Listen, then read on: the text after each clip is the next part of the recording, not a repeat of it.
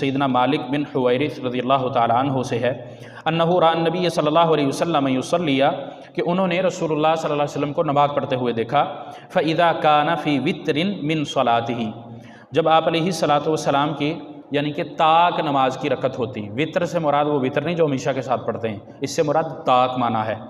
آپ صلی اللہ علیہ وسلم کی نماز میں طاق رکعت ہوتی لم ینہض آپ علیہ الصلاۃ والسلام کھڑے نہ ہوتے حتی یستوی قاعدا یہاں تک کہ آپ علیہ الصلاۃ والسلام سیدھے اطمینان سے بیٹھ نہ جاتے۔ رواہ البخاری، صحیح بخاری کی حدیث ہے۔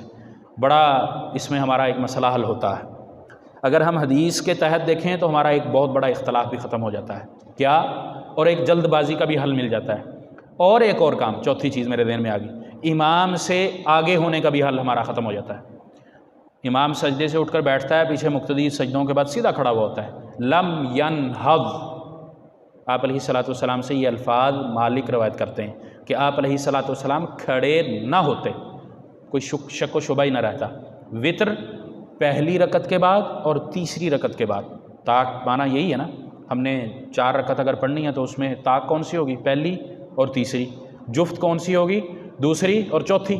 اگر 3 رکعت کی نماز ہے اس میں دوسری جفت ہے، پہلی اور تیسری ہماری طاق ہے۔ دوسری کے بعد تو ہم بیٹھ جاتے ہیں، تشہد ہے کیونکہ۔ اب تیسری کے بعد اور پہلی کے بعد مسئلہ یہ ہے کہ سجدہ سے اٹھتے سیدھے اوپر چلے جاتے ہیں۔ اس میں ایک مسئلہ اور سمجھ لیجئے، آپ علیہ الصلاۃ والسلام کی ایک اور حدیث بھی ہے کہ اس میں یہ کہ کیفیت ہر نماز کے حصے کی اس طرح ہونی چاہیے جیسے تھی۔ ہم سجدے سے پہلے بیٹھتے ہیں، کیفیت بدلنے کا بھی حکم تو نہیں، سجدہ پھر دوبارہ کرتے ہیں۔ سجدہ کرنے کے بعد جب اٹھنا ہے تو پہلی کیفیت کیا ہے ہماری؟ کیا ہے؟ بیٹھنا۔ اب بیٹھنے کی کیفیت جب اپنائیں گے نہیں تو کھڑے ہونے کا ہمیں کس نے کہہ دیا؟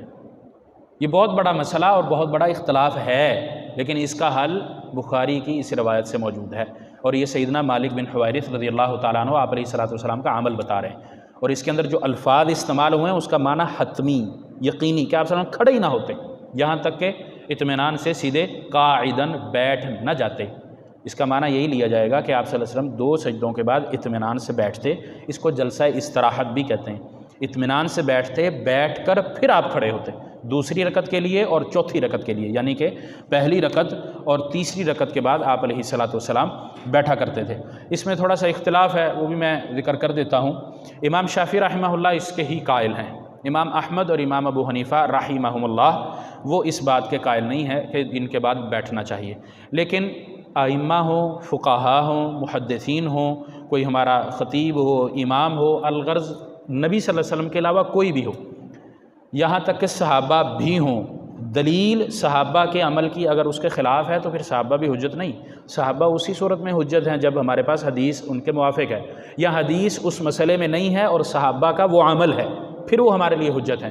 لیکن وہ صحابی جس کے پاس حدیث نہیں پہنچی اس کا عمل ہے تو وہ ایک الگ بات ہے۔ صحابہ ہمارا یہ ایمان ہے کہ نبی علیہ الصلاۃ والسلام کی مخالفت کسی صورت نہیں کرتے، آپ علیہ الصلاۃ والسلام کی حدیث جیسے ان کو ملتی فوراً عمل کرتے۔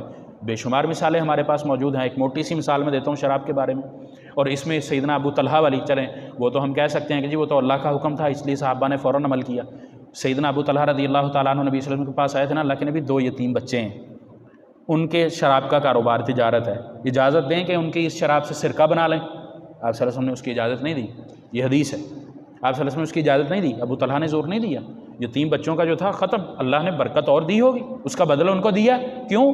سنت پر عمل کیا، کیونکہ قرآن اور سنت دونوں برابر ہیں، ان کے اندر کوئی فرق نہیں ہے۔ تو اس لیے اس بات کا ہمیں خاص طور پر خیال رکھنا چاہیے کہ جب نبی علیہ الصلاۃ والسلام کا فرمان ہمیں مل گیا، ہم تک پہنچ گیا، تو اس پر عمل کرنا ضروری واجب ہے۔ واجب فرض کا بھی فرق کوئی نہیں، میں فرض کہوں یا واجب کہوں ایک ہی بات ہے، اس پر واجب ہے کہ اب میں عمل کروں، کوئی حجت باقی نہیں رہتی۔ اور اسی طرح جو سیکھنا ہی نہیں چاہتا اس پر بھی حجت باقی نہیں رہتی کہ جو چیز اس کو پابند کی گئی ہے اس کی طرف وہ آتا نہیں ہے، باقی ساری مشغلیں، ساری مصروفیات اس کی چل رہی ہیں۔ اس لیے اس کا بھی ہمیں خیال رکھنا چاہیے کہ جو ذمہ داری میری رکھی گئی ہے وہ میں کتنی پوری کرتا ہوں، اور وہ ذمہ داری سب سے بڑی ہے ہی یہ کہ شریعت کا میں علم سیکھوں تاکہ میری عبادات اچھی ہوں اور میں اللہ کے ہاں سرخرو ہو سکوں۔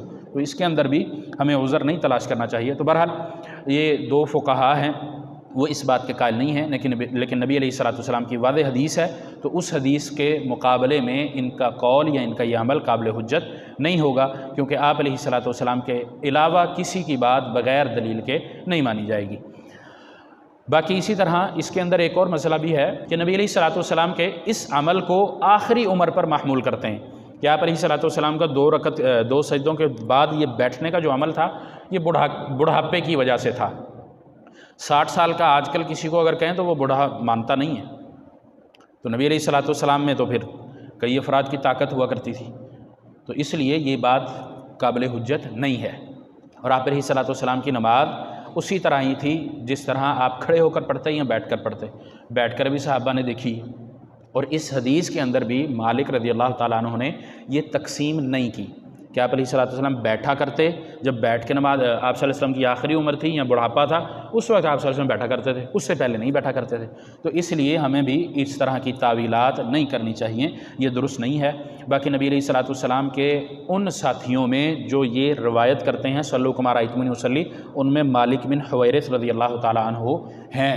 جب وہ خود اس بات کو روایت کرتے ہیں کہ صلو کما رأیتمونی اصلی، نبی صلی اللہ علیہ وسلم نے فرمایا نماز اس طرح پڑھو جس طرح مجھے پڑھتے دیکھتے ہو، تو پھر وہ تو اس کے برخلاف قطعاً نہیں جائیں گے۔